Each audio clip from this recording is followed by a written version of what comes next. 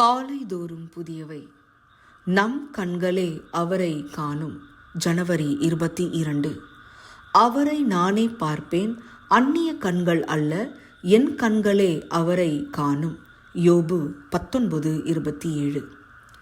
இங்கிலாந்தில் ஒரு திருமணத்தில் விசேஷித்த காரியம் நடந்தது. 10 வயது இருக்கும்போது ஒரு விபத்தால் கண் பார்வையை இழந்த பின்னர் உயர்தர கல்லூரியில் படித்து பட்டங்கள் பெற்ற ஒரு உன்னத பதவியில் இருந்த பணக்கார வாலிப மாப்பிள்ளை ஓர் அழகிய பெண்ணை மணந்தான். அவள் முகத்தை அவன் பார்த்ததில்லை. அவன் கல்யாணத்திற்கு சில நாட்களுக்கு முன்புதான் கைதேர்ந்த வைத்தியரிடம் சிகிச்சை பெற்று கொண்டு வந்தான். அதன் பலன் திருமணத்தன்றே தெரிந்தது. திருமண நாளும் வந்தது. விருந்தினராலும் வெகுமதிகளாலும் ஆலயம் நிறைந்தது. மணமகன் மண உடை அணிந்து வந்திருந்தான். ஆனால் அவன் கண்களில் போடப்பட்டிருந்த கட்டுகள் இன்னும் திறக்கப்படவில்லை. கண் வைத்தியரும் அங்கிருந்தார். மணப்பெண் தன் தந்தையின் கையை பற்றி கொண்டு ஆலயத்திற்குள் நுழைந்தாள். அவள் மிகுந்த சந்தோஷ உணர்ச்சியால் பேச்சற்று வியப்புடன் காணப்பட்டாள். பிறர் பார்த்து வியந்த தன் பேரழகை தன்னை மணமுடிக்கப் போகும் மணவாளன் தடவி மாத்திரம் பார்த்திருந்தான். அந்த நாளில் அவன் தன் சொந்த கண்களால் காண்பான் என்று அவள் உள்ளம் எண்ணி மகிழ்ந்தது.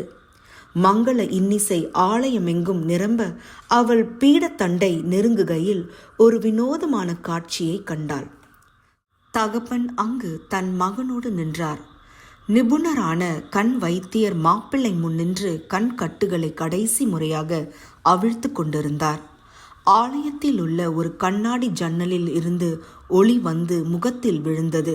ஆனால் அவன் அதை கவனிக்கவில்லை. அவன் எதையாவது பார்த்தானா? ஆம், அவன் தன்னை திடப்படுத்தி கொண்டு தன்னில் இதற்கு முன் காணப்படாத சந்தோஷத்தோடு கம்பீரமாய் தன் மணமகளை நோக்கி நடந்தான். இருவரும் ஒருவர் கண்ணை ஒருவர் நோக்கி நின்றனர். மணமகன் ஒரே நிலையில் மணமகளின் அழகை ரசித்தான். இப்பொழுது கண்ணாடியிலே நிழலாட்டமாய் பார்க்கிறோம், அப்பொழுது முகமுகமாய் பார்ப்போம்.